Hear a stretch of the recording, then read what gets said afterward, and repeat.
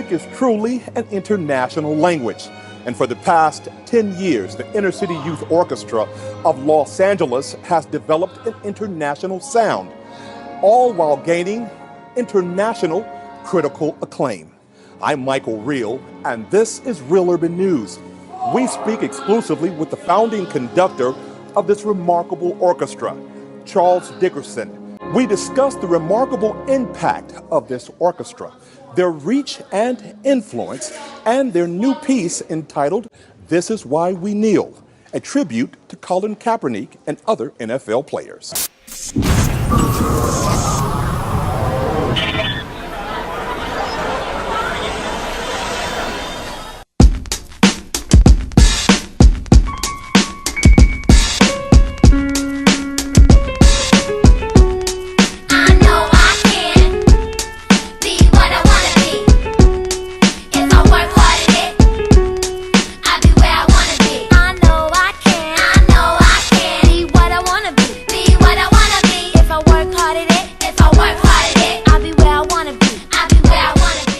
Coming upon your final concert of the 10th season, you must be terribly excited.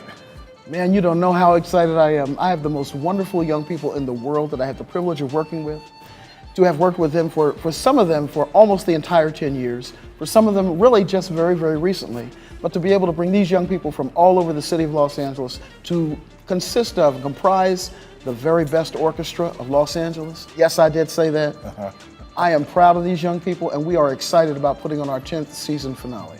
Who do we see here today? These kids were playing violins. We saw them playing cellos. We saw them playing. What else were you guys playing? Well, we had some. We had a strong string section today. Our orchestra is made up of a lot of first violins, a lot of second violins, a viola section, a cello section, and a bass section. Tonight we only had one bass player. Jalen is now a student at Dillard University. He just finished his second year there. He's a criminal justice major. He runs track. He's competing against other colleges. He's just home for the summer. And when he came home for the summer, of course, I'm glad and proud to say, where did he come? He came back to ICYOLA to be a part of it. We just got back today, Etienne. Etienne graduated from high school last year, and he just spent last school year in Spain, in Madrid, and he's back home today. When'd you get home, son? He got home Friday. Today's Sunday, and here he is at rehearsal. He's gonna be playing this concert with us as well. We have young people from Hamilton High School. We have a young person, where'd you graduate from, Brandon? Valley Christian High. Where'd you graduate from, Telon? Palisades High. Palisades High, right? Palisades Charter High School. He's going to UCLA next year. He thinks he's going to be an engineering major, I believe, but we plan on making him a music major. We want to bring him up in his life.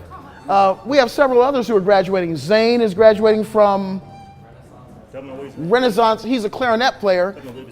Wave your hand, Zane. He's graduating from Renaissance Arts. Sitting right next to him is Jarris Montgomery, who I'm very proud of. Jarris says he's going to MIT, and I believe it. He's writing music. He's also writing music for computer games, that kind of stuff. We have, yes, Jacob just graduated from Oak Park High School. Thank you, Jacob. He's going to LA City College next year. And we have young people from all over the place.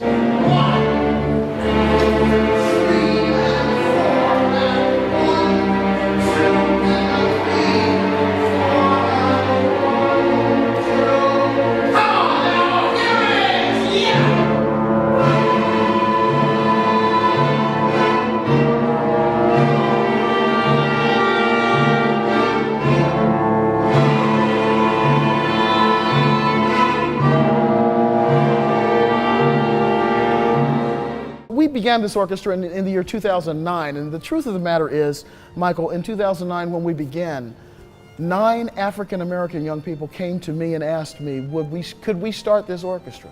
Since that time, we've really expanded beyond just serving the African American community, but still, nevertheless, most of the members of our orchestra are from communities of color.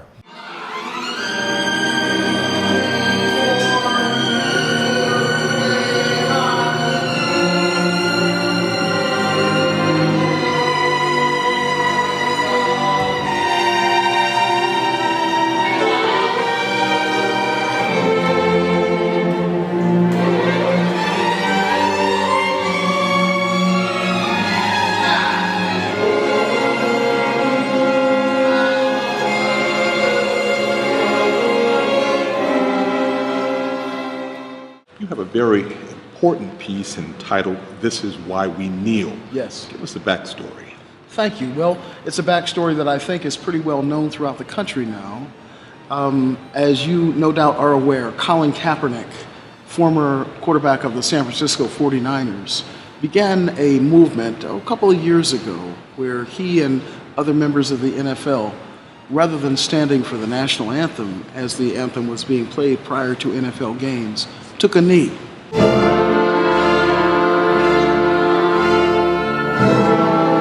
The blood of young black men flows in the streets of America at the hands of officers of the law. This is why we kneel. You play first violin in this remarkable orchestra. Tell us about that.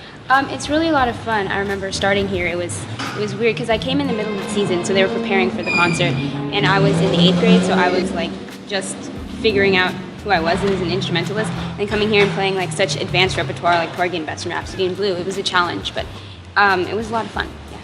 How did you find out about this orchestra? You also play first violin. Oh yeah, my parents actually heard about it online and they heard great stories about it. So I've been here a while. I've been here for 5 years. So I started in the second violins and then now I'm concert master. So that's kind of. Because you like first chair, kind of, right? Yeah. Was that the right title? First chair. Concert master. Concert master. And what does that mean?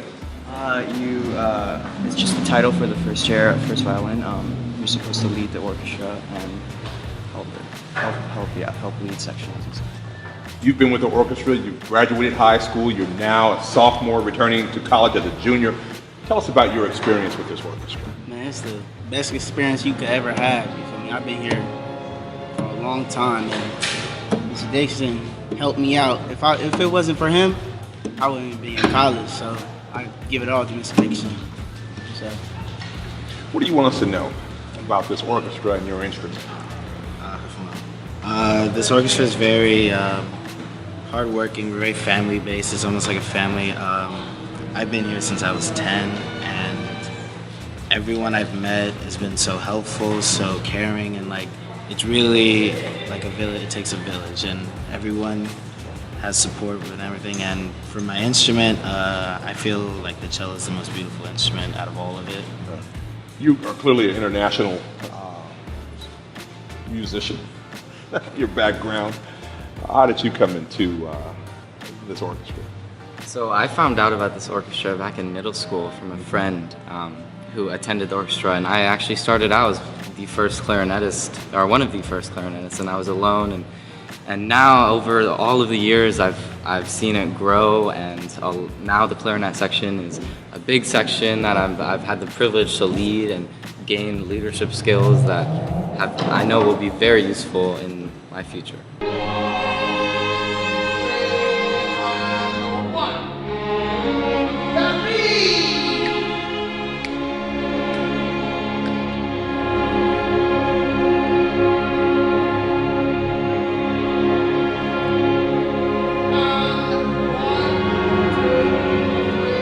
The importance of the parents being here. They've been here all evening. That must give you some kind of confidence to really harness the talent of these youth. We couldn't do what we do without the parents. And why is that? Because the vast majority of them, first of all, don't drive. So the parents have to bring them here. Some of them have to come from miles away. And so therefore, many of them will sit in the back and observe what we're doing until they have to go, until it's time for them to go. The parents are also supportive in a lot of other ways. We always call on them to act as chaperones when we're playing out in the community. We're preparing for our season finale, as you're aware. That will be at the Walt Disney Concert Hall. Some of our parents will be a chaperone group to help our young people actually get into the hall, to monitor them while they're there, to provide food for them. We could not exist without our parents. Isn't that right, kids? Yeah.